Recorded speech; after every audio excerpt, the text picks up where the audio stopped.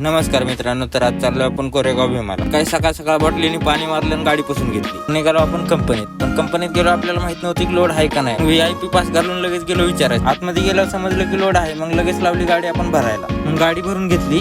Paper ready झाले नव्हते म्हणून सरांनी त्यांच्या ऑफिसला नेलं आपल्याला बसायला. मग बघतोय तर काय, ही कंपनीतली पब्लिक आपल्याकडे बघून हसायला लागली. का नाही बघणार आपल्याकडे, आपण स्टार जो आहे.